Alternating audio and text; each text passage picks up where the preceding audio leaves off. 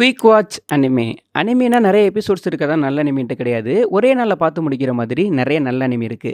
அந்த மாரி இருக்க அனிமே தான் இந்த வீடியோல நான் சொல்லப் போறேன். அனோஹனா 11 எபிசோட்ஸ் இருக்க ஒரு அனிமி தான். பீஸ்ட் பஸ்டர்ன்னு சொல்லிட்டு ஒரு ஃப்ரெண்ட்ஸ் கேங் இருக்காங்க. அதுல இருக்க மின்மாங்கிற பொண்ணு வந்து ஆக்சிடென்டலா ஒரு நாள் இறந்துர்றா. அதுக்கப்புறம் அவங்க பழைய மாதிரி டீமா இல்ல. அது நடந்து ரொம்ப வருஷம் ஆனாலுமே, அவங்க யாருமே அந்த டேவ விட்டு வெளில வரல. அதிலேயே சிக்கிக்கிட்டு இருக்காங்க. அந்த பொண்ணு டெத் ஆனனால இவங்களுக்குள்ள வந்து ஒரு கில்ட் இருக்கு. ஏன் கில்ட்டா ஃபீல் பண்றாங்க? அதுலேருந்து எப்படி வெளில வர்றாங்க? அப்படிங்கிறது தான் இதோட ஸ்டோரி. டொமஸ்டிக் கேர்ள் ஃப்ரெண்ட் இது ஒருத்தவங்களோட வியூவ பொறுத்து இந்த அனிமே மாறும். நட்சுவோ தான் ஹீரோ. இவன் அவனோட சென்சேவான ஹினாவ வந்து லவ் பண்ணிட்டு இருக்கான். பட் ஒரு நாள் ரூயிங்கிற பொண்ணோடயும் ஃபிசிக்கல் ரிலேஷன்ஷிப்ல இருக்கான். இவனுக்கு வந்து அம்மா கிடையாது.